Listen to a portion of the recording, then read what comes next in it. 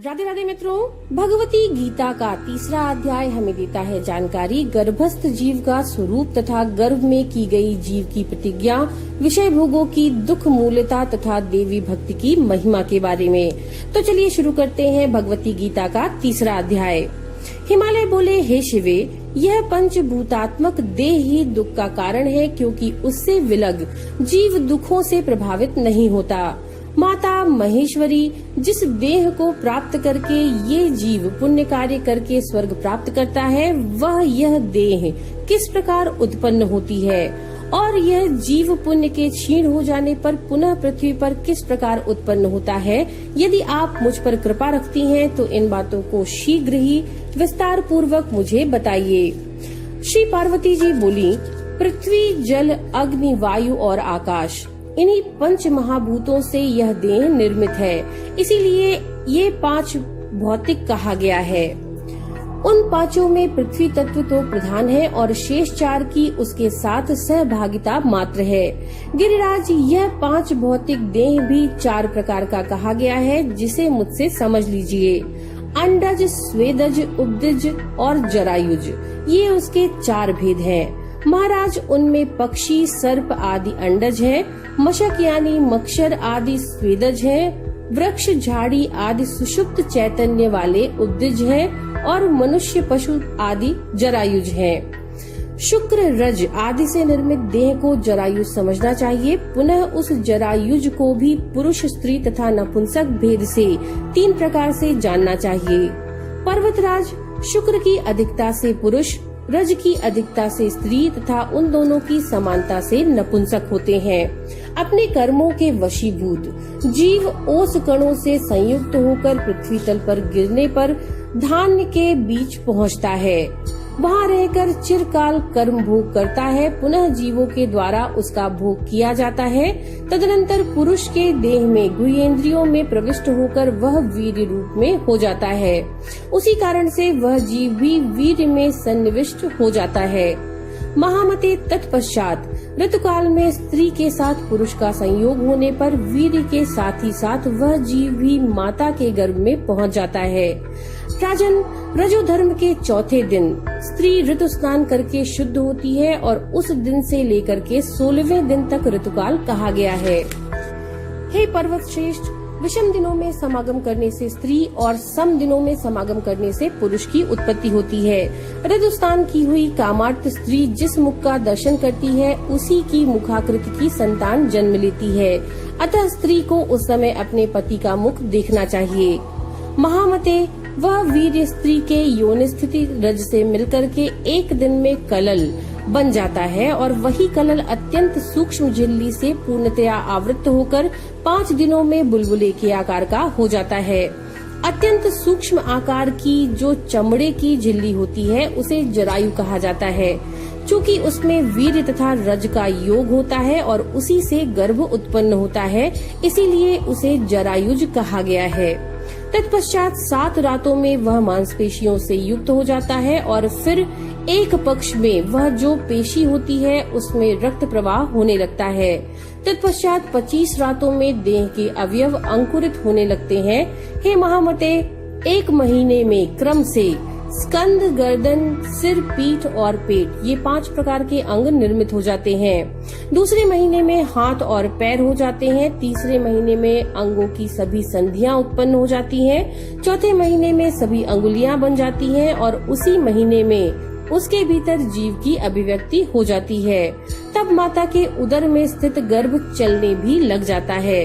5वें महीने में कान, नेत्र, नाक का निर्माण होता है एवं उसी महीने में मुख, कमर, गुदा, शिश्न, लिंग आदि गुह्य अंग और कानों में भी छिद्र बन जाते हैं। उसी तरह 6ठे महीने में मनुष्यों की नाभि बन जाती है और 7वें महीने में केश, रोम आदि उग जाते हैं।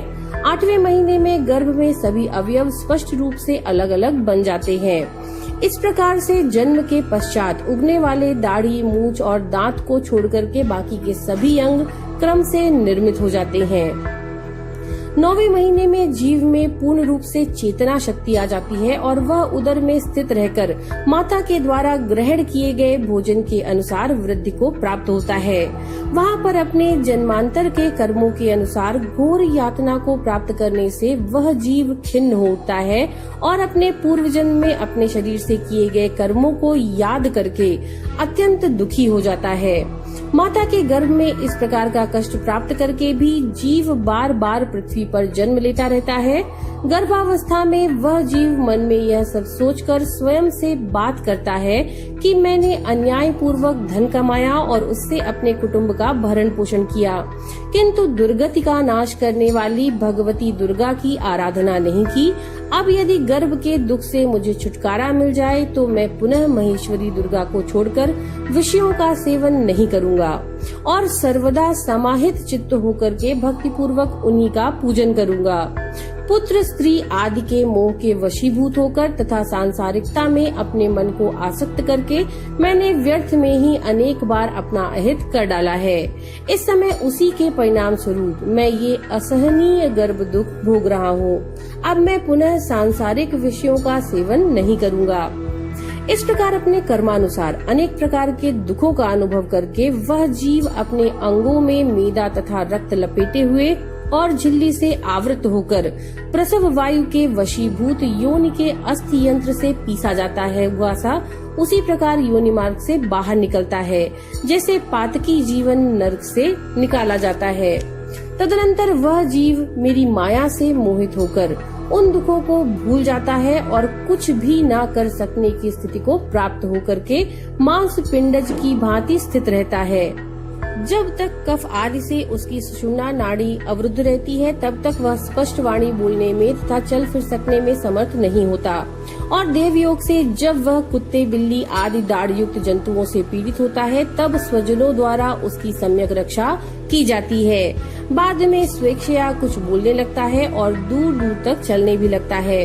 इसके बाद कुछ काल बीतने पर यौवन के उन्माद में आकर काम क्रोध आदि से युक्त होकर पाप तथा पुण्य कर्म करने लगता है। जिस देह के भोगने के लिए जीव सारे कर्म करता है वह देह पुरुष से भिन्न है, क्योंकि जीवात्मा का भोगों से क्या संबंध।